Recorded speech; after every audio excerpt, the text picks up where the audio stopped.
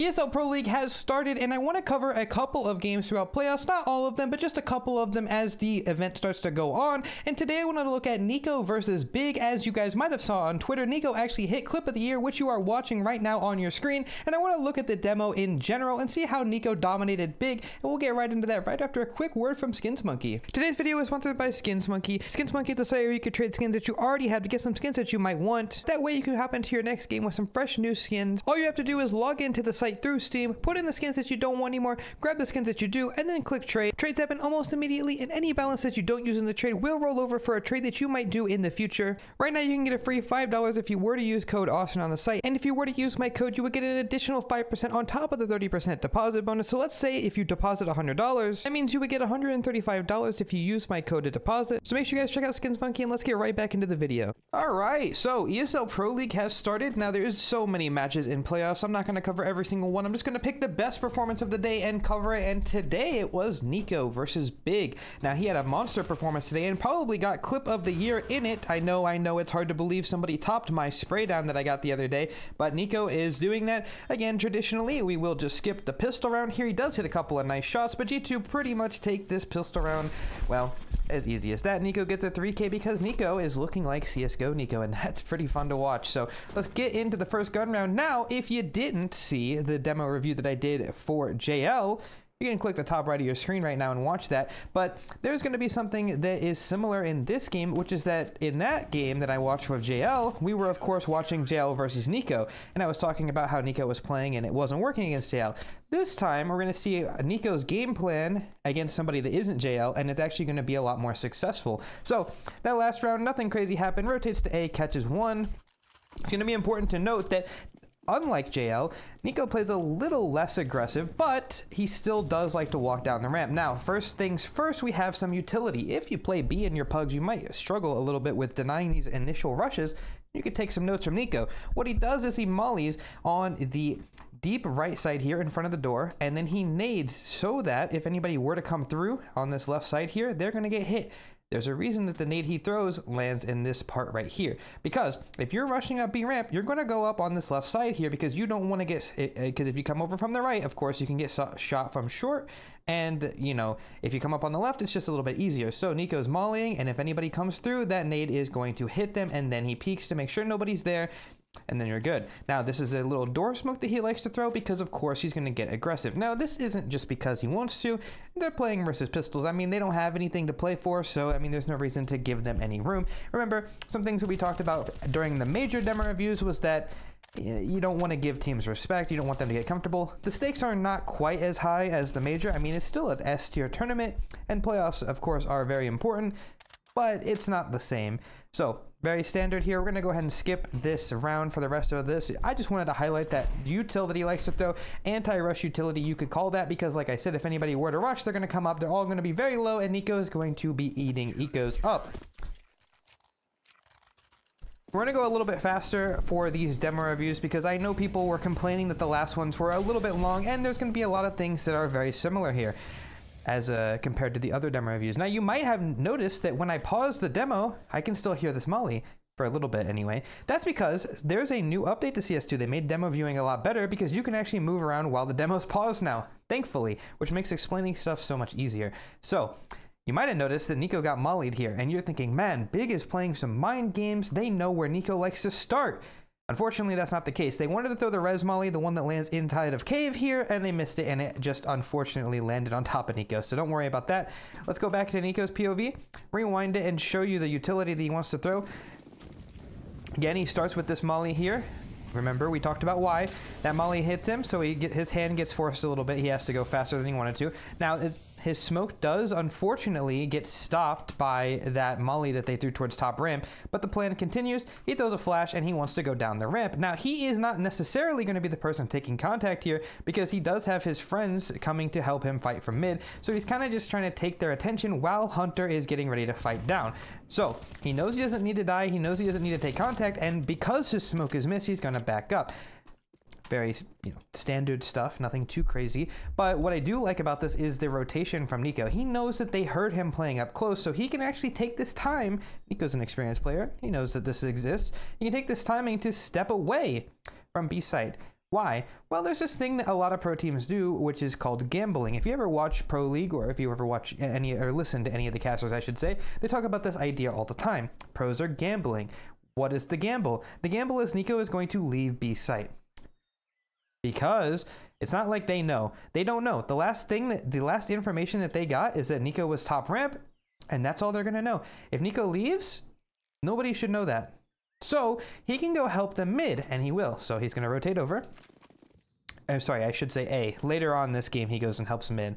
But he's here now. And this is completely fine. You might think this is a hard gamble. It is, but it isn't. Because look, we have mid control. NiKo is here. He's a surprise factor. They're not ready for NiKo to be in towards temple. And of course, the boys are in mid, and they're looking down banana. So even though NiKo isn't here, Big doesn't know that, and if they do try to go up the ramp still, they're going to get contested by Nexa. So it'll still look like NiKo's there, and if Nexa does his job and gets a kill, he can rotate into cave, delay for NiKo to come back, and it'll be like he was never there to begin, or like he was never gone to begin with, and Big will not be any wiser. So it's a really good idea here, and they're allowed to do this because, of course, NiKo applied that pressure early, and his teammates got set up. I got blind while I was spectating. He got set up in mid here. As you can see, now Nexa's here. He can rotate in. They have a B player, even though NiKo's here. And to go on to nameplating, because, of course, NiKo's not an A player, he's a B player, they would never expect him here. So if they were to start going towards A, I don't know, they wouldn't expect this. That's all I'm trying to say. Now, I don't want to overcomplicate things. I want to keep this one nice and short because this is a way more relaxed demo review as compared to the major ones that I did. Now, the gamble doesn't work out. They end up going B. NiKo's left alive, and he will get one and saves because that's what you do. Remember, we talked about this a lot at the major. It's very important to save on CT side. Fortunately, he goes down. All right, next round here we got the A4 for NiKo. We're gonna go ahead and just fast forward. He does like to use the A4. He's gonna throw the same molly as before, just from a different spot. This time he's actually not gonna go down. He's doing a little cheeky jump spot there, just to see if he spots anybody deep in towards B. Now he hasn't decided to play aggressive this round, but he still flashes. He wants to keep that pressure up, and we'll keep it going. He's going to keep jump spotting, looking, making sure he doesn't get opt, by the way. He wants to be careful on that. Now, 3 versus 3 situation, he's going to smoke off the ramp, and, you know, he wants to make sure that there's no cheeky lurk coming through the smoke. Remember, NiKo plays this spot on his T side, and so therefore he knows that on their perspective, they might have a timing. Think about the round before. NiKo rotated off. There would have been a timing, so NiKo wants to make sure that that doesn't get caught this time. Gonna stick around. We'll fast forward. The smoke is gonna go away here. He's just kind of looking. You see this angle he's holding. It's not the on angle. We call those the direct holds. It's an off angle. He wants somebody to walk up here and not be expecting him. Now, what'll end up happening is by this time it's already a 1v3, so it's pretty much over, but he's just making sure that he does his job. Now, a lot of people would get a little overzealous and they would go down ramp, they would look for him, they would just try to get that kill, right? But NiKo's playing against pro players. Now, Searson could always win a clutch. Actually, anybody that they're playing against could always win a clutch, and NiKo respects that. This is not something that people think of NiKo when they think of him, because they think of the guy that plays with the DEAGLE, the guy that goes and gets a bunch of crazy kills. But NiKo's actually a very disciplined player, especially these days. He's got a lot more experience under his belt, and he doesn't make these like crazy peaks. He doesn't make these really big plays. He doesn't make a bunch of mistakes. He's very solid, and you can learn a lot from NiKo these days. And I highly recommend any of you guys that are getting into CS who want to start rifling, watch some NiKo demos. It's not quite what it was in CSGO. It's not as flashy, but it's way more solid. Fundamentally, you'll learn so much. Now, a lot of people criticize G2 for the moves that they've made with their roster and the way that they've handled their team, and I think that that's rightfully so. But throughout all of that, there's only been one player who has still been a constant deadly force on G2, and that is NiKo. Now, this round, he throws a different utility set. He knows that they're playing against an eco again. Now, remember, the other round, they threw the anti-rush utility set. NiKo threw it down and threw the nade off the wall. Now he knows that they know that that's what he threw the last time they were eco. Now what could happen is in the freeze time, you might have your IGL will call, guys, this is the util that NiKo throws for when we're eco. We're going to smoke that molly and we're going to go up on the right so that we don't get hit by that nade. Now, I know that seems a little dank, but that is actually how pro players think. And so because of that, NiKo actually switches where the Molotov lands. This time it lands top ramp and the nade lands in the molly. That way, or sorry, right behind it. That way, if they were to switch up their game plan, they would miss their smoke on the molly or delay it at the very least. And when they try to run through, the molly is going to, well, have a nade popping in it as well. So it's pretty much just going to stop the rush on site. Now, it's not any different because it's still a molly and a smoke, or sorry, a molly and an HE, but it is landing in a different spot, which means that if they had planned for it, they will still, you know, get caught off guard. Just a small detail there. Another off angle for NiKo. It's self-explanatory. It's another one of those angles where they walk up, they're not expecting him, and they catch him. He gets caught off. Another one from Hunter here. Nice little crisscross setup. Both of them are hiding an off angle. So if you go the other way, now you run into Hunter. A little clever setup from G2. You might not have ever seen this before. Small details, small details. They're letting them have the space because they're on pistols. They know it's very likely that the pistols players might just contact up here. And if that happens, they're just going to get the first kill with the rifle and then be in positions to catch off the rest of the guys. Small little detail again, but I really, really like that. Regardless, the A hit comes in, and you're going to see pretty much the same thing you always do. You're going to get the flashes to come through the smoke. You know, the spams and the timings where you're going to walk through. Searson, that is, going to walk through the smoke, going to get caught off by NiKo, and he doesn't want to be too aggressive. You will note that some players might try to force their way through here when Monacy dies. They might try to scale back default, stop the scale. Well, why would you though? I mean, look, it sucks that two players are gone, but if NiKo runs through the smoke, the only thing he's doing is contributing to the potential loss of the round. If he just stays back, stays a little more passive, says, you know what, all right, it's fine. We're going to give up the plant, but let's not give up the round. Look, Hunter, Hooksy, and NiKo all playing passive. Hooksy's still back donut. They're not going to give up this first opening. They wait. They let them self-destruct. Searson walks through the smoke. He tries to take a timing. And then all of a sudden, it's a 3-on-2, and now this round is back in control. Now, there is an op to be collected potentially, but I think Searson had it on his back, if I do recall correctly. I think he did anyway. Yes, he did. And so, therefore, the round is pretty much over, and NiKo's going to clean it up. Again, it's the discipline of NiKo. It's the discipline that I respect so much, because not only is he an individually sick player, I mean, mechanically speaking, he might be one of the GOATs of CS. I mean, he definitely is. But now that NiKo has a lot more experience on his side, you're seeing, like, these disciplined plays are just, I mean, they're just so fun to watch. So we have a little bit of a different round here. NiKo actually throws the molly for Hooksy as well as a deep nade, and just a different look. Of course, they don't actually know that NiKo's not playing the site because, well, keep in mind how he's been playing. He started the game by playing aggressive. They knew he was there. Then he started playing passive off angles, and they didn't know if he was there. So what is G2 right now? What do they know? Well, they don't know anything. The only thing that they know is that NiKo has shown them that he'll still play B passively. I mean, to be honest, they didn't even see this, by the way. But he's shown them that he'll still play B passively. He'll still be close. Sometimes he'll just go play A because they don't actually know what he's doing. So this is the same idea, and this time he's starting in cave. The reason is because he's the X factor. He's going to hide on this right side, or he's going to take contact, I should say, while Hooksy's doing his normal stuff, but they're not going to expect two here. Hooksy's being loud on purpose. He's reloading on purpose. He wants to bait them into coming into cave because NiKo is not normally here. Now, this is not something that Big don't know. They want to fight Hooksy, right? They know because it's Hooksy. I mean, come on now. Which is why this kind of play is so good, because you know, like, it's not something that people want to talk about, but a game plan for Big might just be, quite frankly, hey man, maybe we should target Hooksy this game. You know, maybe we could. You know, he's in cave. Most of the time he's by himself. Maybe we should just target Hooksy this game. And they know that. So that's why around like this, when you know it's 5-1 and you're like, we kind of need to get around here. That's why NiKo's here. He's backing up Hooksy. It's just how it is. I mean, it's just how it is. I mean, that's how they're playing. They know that this is the round that Big need to win if they want to stay in this game. Therefore, NiKo's going to back him up. Now, all things considered, it's a pretty good idea. However, even though NiKo gets his one, the trades still go the way of mouse. I'm not really sure. Hooksy didn't get the trade. JDC was aware of the possibility of the bait and switch. Gets both. Not much else to say. We'll move on to the next round. Very nice try from NiKo. I like the game plan. They're still going to pull off the round though. So with that being said, we have another round here. Now, the round that you all want to see is the last round of the half. So make sure you stay tuned. That's the round where NiKo gets clip of the year. And, well, nothing crazy happens here. Just a mid rush. It gets shut down. Moving on. Actually not moving on, because this is actually one of the rounds I wanted to talk about. Now, remember, I know I might be missing a little context here, but the rush came in, NiKo came through house, and he jumped up. Now, the reason that Crimbo would never expect this is because he's a B player, so him being all the way up here, unexpected. Small detail, just wanted to cover that. When I was going through this demo earlier, I was like, I wrote that down. I said, I want to make sure I talk about that, but it's not that important, so...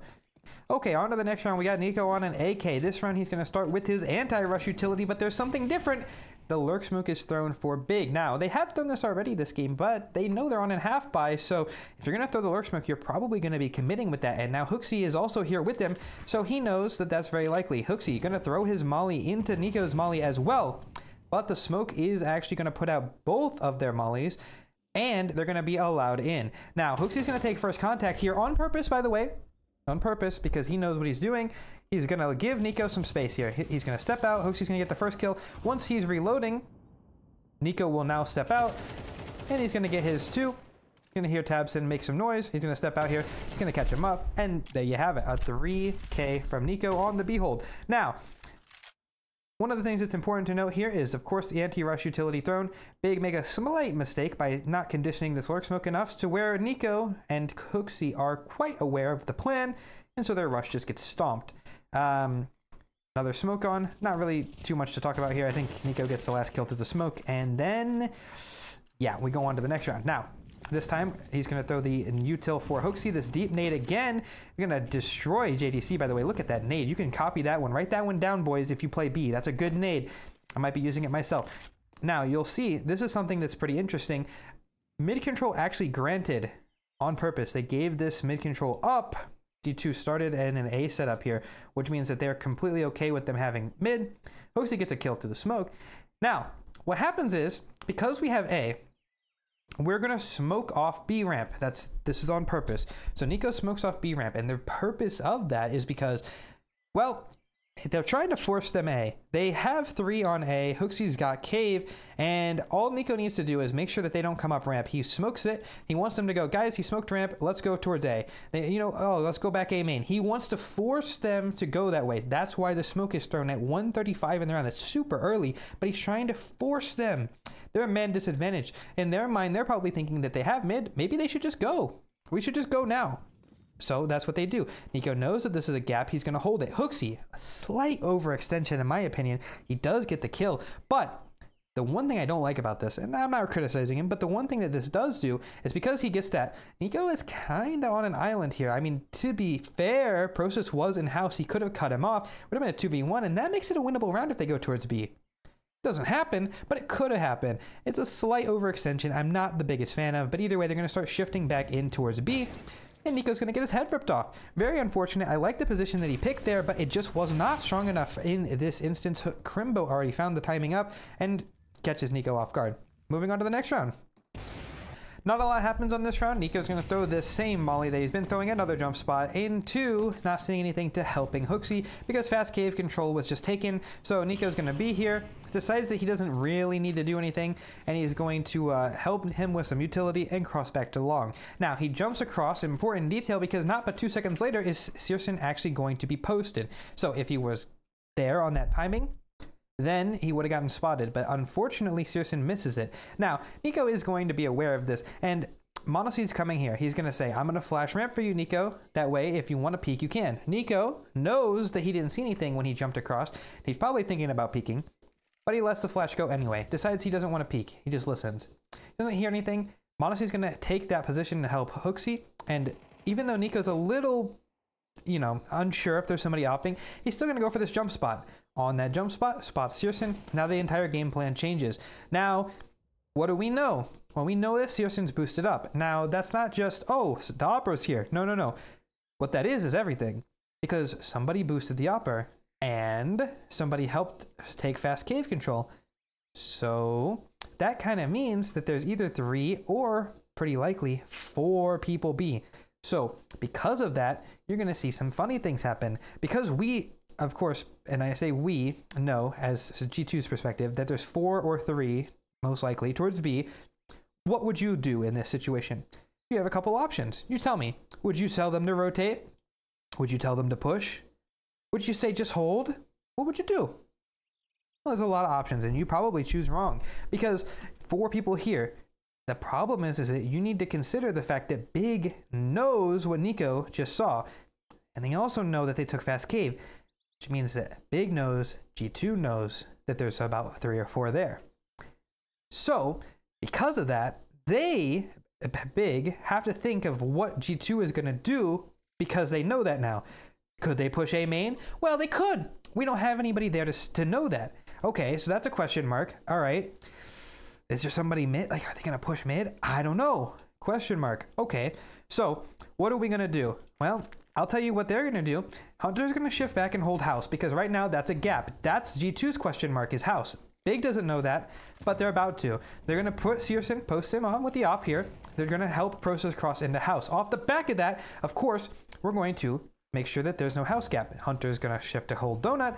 Now, the reason I'm looking at this in the map and not from NiKo's perspective is because there's a lot of things that are happening, all based on NiKo jump spotting the opper.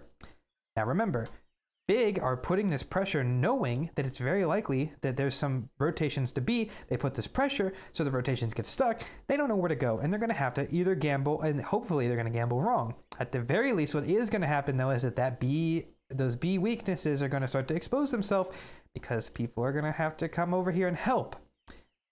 All this is to say, they're basically just putting pressure so the B players have to leave. That's all. Very long-winded explanation. So NiKo's going to rotate into house, and Hooksy's probably going to say, you know what? We're good. All things considered, we have the opper B. I'm here as well. NiKo has house. They can't split us, and we have 2 on A. We also have Nexa in A main, which is a very big deal because if they come through Donut, Nexa will be able to peek them from A main. If they come through Donut, of course, NiKo will also be here. If they try to split through house, NiKo has it. If they come up B, Monacy's Monacy, and he's going to hold it. Not a bad situation to be in. So, NiKo wants to go to help towards A, decides that he doesn't need to be here, so he's going to go back and hold house. Right now. Yes, he's going to go back and hold house. Actually going to find Searson. Unfortunate leg shot from him. They were in a really good position. Now, if Searson would have killed NiKo, Big just win the round. He doesn't, though. So now things are going to be weird. They're going in towards Donut, the util coming in from Crimbo, and of course Hunter needs to get this kill from Big Box in order for them to win. He actually doesn't. Now, they know something that you don't know, which is that Nexa is normally going to be somewhere around here, so they're ready for this possibility. Nexa gets the first. Now he steps out, does not get the second. This is NiKo's chance. He was here a lot earlier, but unfortunately, remember this, they knew he was here because Searson shot him, and so I mean, not much to say about that. That's going to happen sometimes, a little jump shot, and the round is over. So, who outplayed who here? I don't know. I don't know. Sometimes both teams make the right plays, and, you know, it's hard to say who deserved it. The jump shot kind of decides the round. Very unlucky. Now, here it is, a clip of the year. I'll make sure I'll just let it play out in all of its glory, but we'll start with the tactics first. So, we see more of the same. NiKo throws this utility set. Now previously, he has thrown this utility set when there's only 2 here. This time Monacy's here with that saved dop. The idea being, if they want to take some early, you know, ramp liberties because they know NiKo is the one throwing this utility. And by the way, they do know NiKo is the one throwing that utility. All it takes for them is to watch one demo and go, well, NiKo does it, Hooksy doesn't. If I see this deep nade, probably NiKo. And they do watch your demos, so that's kind of why. So they're trying to force this. They get what they want. Monacy will go down because he's in the open, not because he's bad, just because it's unfortunate that he gets stuck in transition there. I'm just going to let it play out. There's not much else to say here. You're about to see clip of the year. Pretty much, NiKo bouncing around this pillar here, somehow with the flashes that are thrown from his teammate, just barely is able to stay alive behind the pillar, and wow. Wow. What do you even do against that? NiKo, he's back. I've seen a clip like this once upon a time on Cash, and I think this might top that. I think this might top that by a lot. This clip is spectacular. And when it's all said and done, that's a 20-4 half for NiKo. I mean, there's not much to say about that. That's just dominance. Dominance at its finest. Let's go through this T-side quickly. There's not much I want to talk about on T-side. To be completely honest with you, it's just kind of a boring half. They go towards B. NiKo gets a kill on the guy long here. I'll fast forward through this. He gets a kill on the guy long because he's boosted on the box right there. And then the round just kind of goes from then on. Next round, NiKo's going to play sort of passive until they spot out the USP stack. Round is over.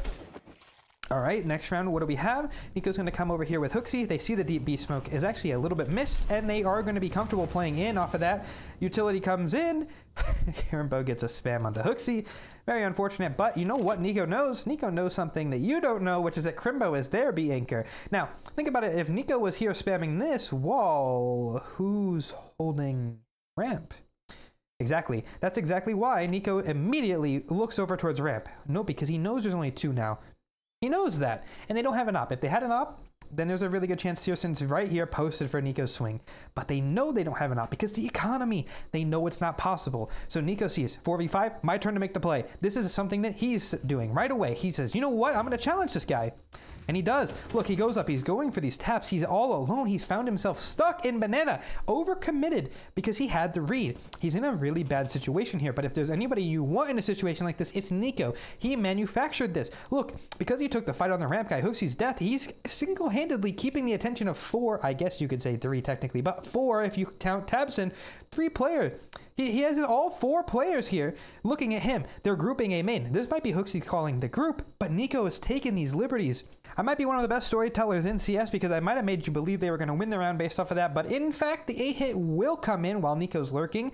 Unfortunately, they took too long because all the players that were previously looking at NiKo have rotated into Donut. The hit will get shut down, and NiKo's heroics, well, they ended up not working out that well. So that's the round. NiKo gets a consolation kill here. I think he gets 1 and then dies going into the next round here. Now, NiKo finds himself in banana just like last round. This time, another kill, 2K from Tabson actually.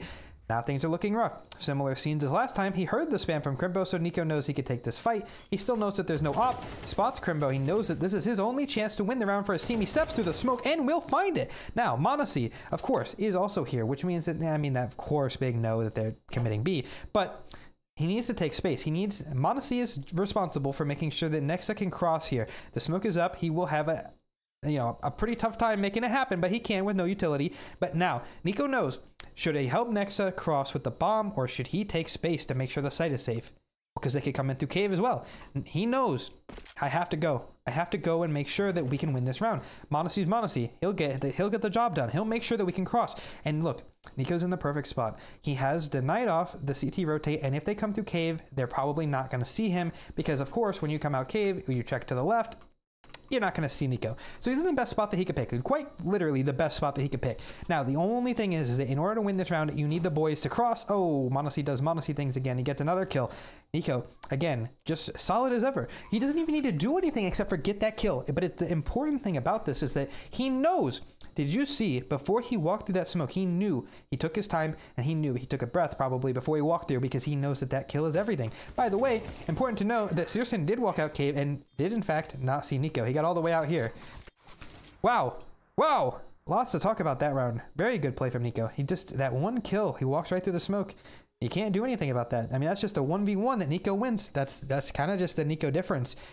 What I really love about that round, as you probably know, is the positioning. You know, he could overextend, he could come long, he could maybe pick this spot here, he can, you know, kind of check CT, check cave. He doesn't want to do that. It's too risky. Because he was 1 HP. It's too risky. I mean, like, yeah, he could see if they're coming, but he can't really duel them, and he could die getting info. But he does have a really good spot here, and he wins them the round. It's the experience on NiKo, I'm telling you.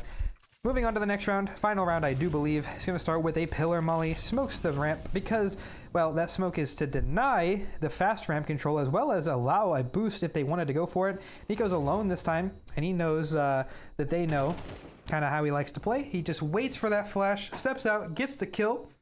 And of course, remember, he denied the ramp aggression with that smoke, but the one thing that's really good about that smoke is that because you throw it, you can control the fights. If anybody walks down behind it, NiKo nades it, and that's pretty much the game. That's NiKo's revival. He looked good during the major, but he's been looking fantastic during Pro League as well. And that's GG. So if you did enjoy the demo review, make sure you guys leave a sub on the channel and tell me who you want to see from today's matches. I'll cover it tomorrow. I think today's games were FaZe, Na'Vi, and I don't remember who else played, to be honest. So let me know if you guys enjoyed the video. If you guys have any questions about the things that I talked about, just let me know. And yeah, that's it from me. I'll see you guys next review. Bye-bye.